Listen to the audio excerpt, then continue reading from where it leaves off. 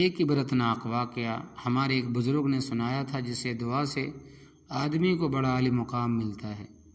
ایسے ہی والدین کی نافرمانی اور ایذا رسانی سے نہ جانے کیا انجام ہوتا۔ ایک ماں تھی اور ایک ہی اس کا بیٹا تھا۔ ماں بیچاری بیمار تھی، بیٹے کے سوا اس کا کوئی خدمتگار نہیں تھا۔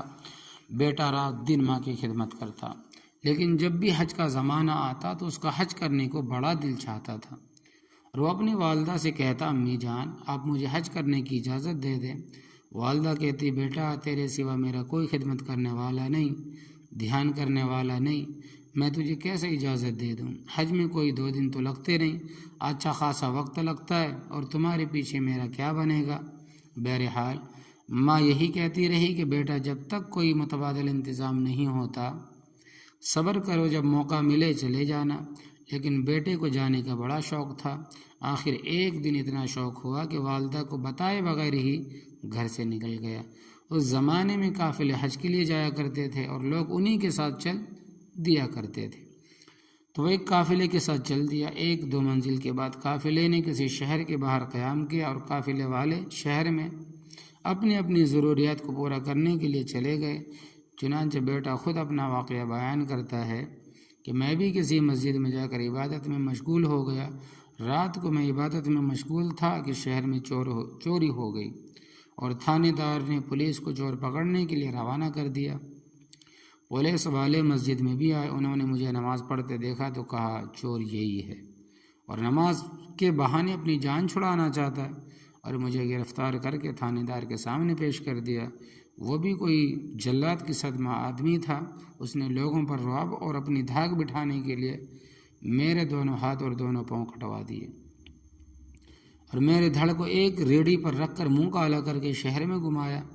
جو بھی چوری کرے گا اس کا انجام یہ ہوگا، اور ساتھ ساتھ ایک آدمی اعلان کرتا گیا کہ دیکھو جو چوری کرے گا اس کا یہ انجام ہوگا۔ میں نے کہا کہ نہیں، بلکہ یہ اعلان کرو کہ جو ماں کی اجازت کے بغیر حج کرنے جائے گا، جو ماں کی اجازت کے بغیر حج کرنے جائے گا اس کا یہ انجام ہوگا۔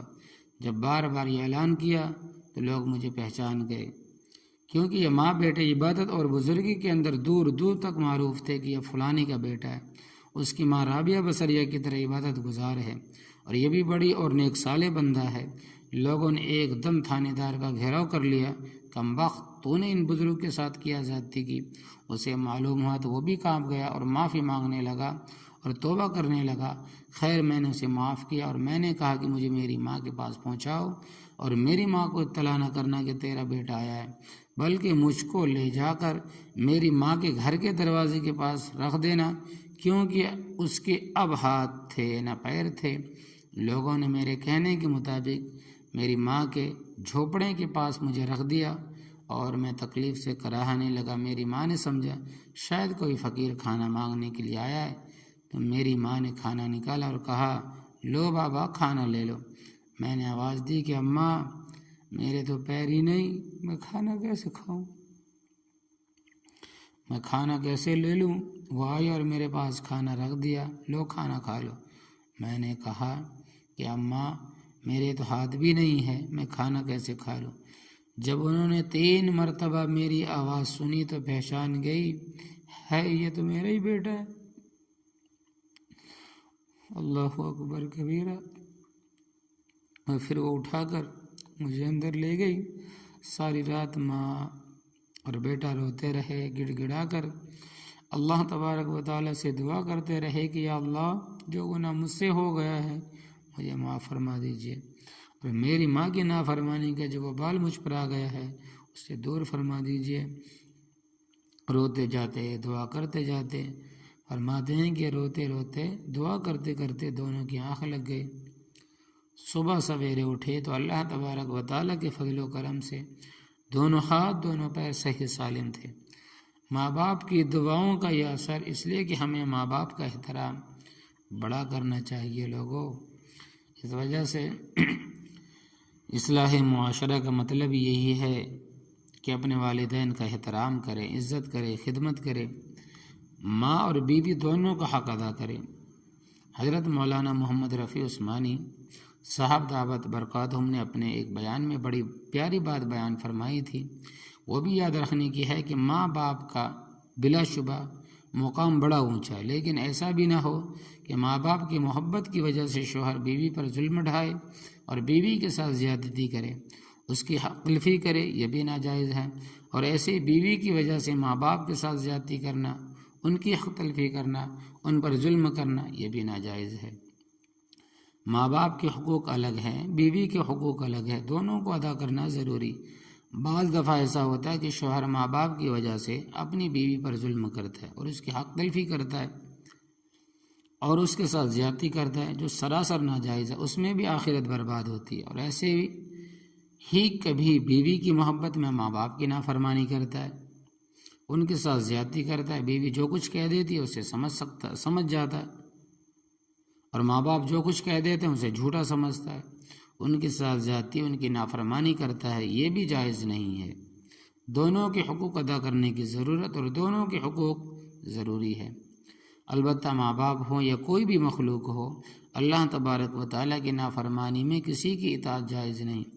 لہذا اگر ماں باپ کسی کو داڑھی منڈوانے کے لیے کہیں یا گانا گانے یا گانا سننے کے لیے کہیں یا کسی اور ناجائز اور خلاف شریعت کام کرنے کا حکم دیں تو اس میں ان کی اطاعت جائز نہیں ہے۔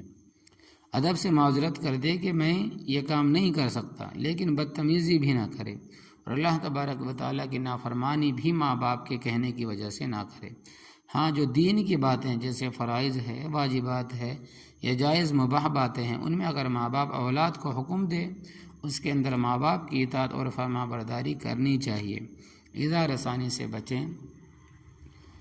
زیادہ تر اس بات کا خیال رکھنا ضروری ہے کہ ہمارے کسی قول و فعل سے اور ہمارے کسی طرز عمل سے اشارتاً یا کنایتاً یا صریحتاً کسی بھی اندازے سے ماں باپ کو ہم سے تکلیف نہ پہنچے، بلکہ تا زندگی اس بات کی کوشش کرتے رہیں کہ ہم اس انداز سے رہیں اور اس انداز سے ان کی خدمت کا احترام کرے، ان کا اکرام کرے، ان کا دل ہم سے باغ رہے اور وہ دل سے ہمیں دعائیں دے۔ اللہ تبارک و تعالیٰ توفیق بخشے، آمین۔ تو اس کا طریقہ یہ ہے کہ جو کچھ بھی کرنا ہو اس میں ہمیشہ اہل علم سے اور علماء کرام سے، اہل فتوی حضرات سے مشورہ کرتے رہیں کہ ہمارے والد صاحب یہ کہتے ہیں تو میں اس معاملے میں کیا کروں، میری والدہ یہ فرماتی ہیں تو میں اس بارے میں کیا طرز عمل اختیار کروں، کیونکہ علم تو ہمارے پاس ہے ہی نہیں، ہم بے علمی میں نہ جانے کیا کریں اور کیا نہ کریں۔ تو جاننے والے کا علاج پوچھنا ہے، تو نہ جاننے والے کا علاج پوچھنا ہے، جاننے والوں سے دریافت کرتے رہیں اور چلتے رہیں اور پوچھ کر عمل کرتے رہیں۔ بیوی کے حقوق بھی ہے، ماں باپ کے حقوق بھی ہیں، اپنے حقوق بھی ہیں جن کو ادا کرنا چاہیے، ان سب کے بارے میں دریافت کرتے رہے، دعا کرتے رہیں، اللہ تبارک و تعالیٰ مدد ہی فرما دیتے ہیں اور آسانی ہو جاتی ہے۔ اللہ تبارک و تعالیٰ ہم سب کو اپنے فضل و کرم سے ماں باپ کا حق پہچاننے کی توفیق دے اور ان کا حق ادا کر کے ان سے دلی دعائیں لینے کی توفیق عطا فرمائے، آمین یا رب العالمین۔ وآخر دعوانا الحمد للہ رب العالمین، برحمتک یا ارحم الراحمین۔